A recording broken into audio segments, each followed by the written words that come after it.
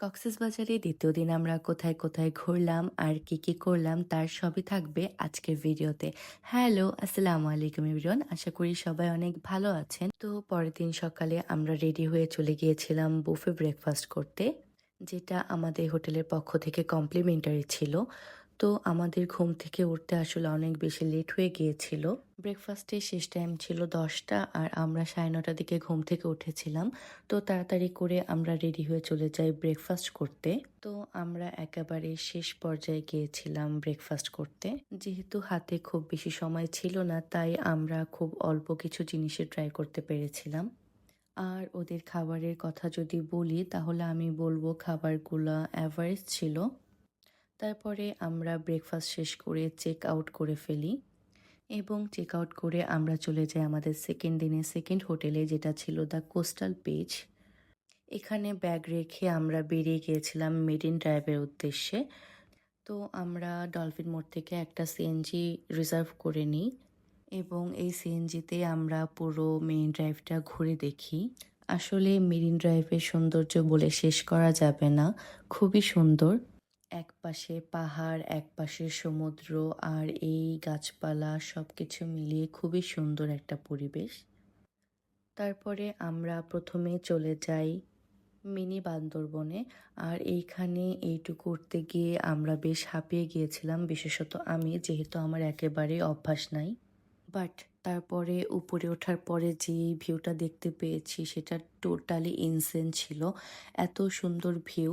আসলে পাহাড়ের উপরের পরিবেশটা খুবই সুন্দর, আর একটু পরপর ওয়েদার চেঞ্জ হচ্ছিল, কখনো রোদ কখনো একটু মেঘ করে আসছিল, সাথে খুব সুন্দর বাতাস ছিল।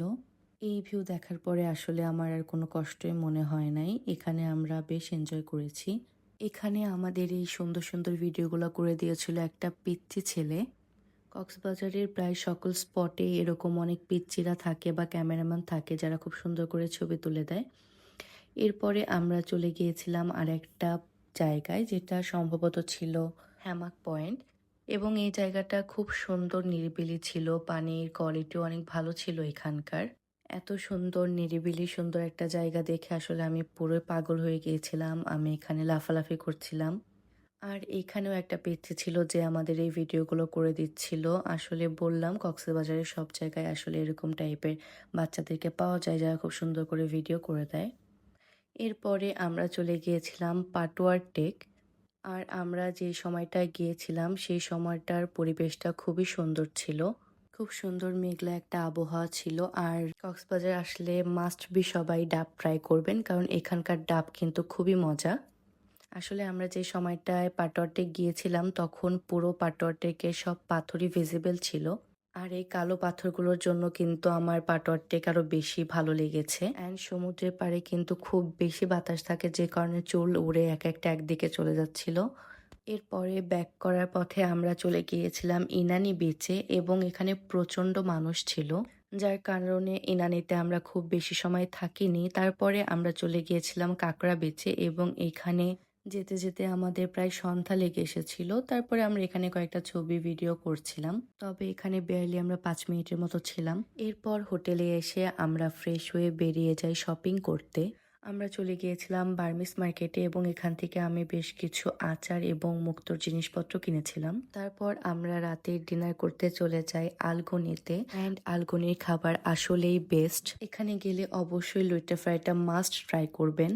এরপরে খাওয়া দাওয়া শেষ করে আমরা চলে গিয়েছিলাম বিচে রাতের ভিউটা এনজয় করার জন্য। তারপর বিচের পাশে বসে আমরা দুজন মিলে চা খাচ্ছিলাম। আর আজকের ভিডিও পর্যন্ত, সবাই ভালো থাকবেন, আল্লাহ হাফেজ।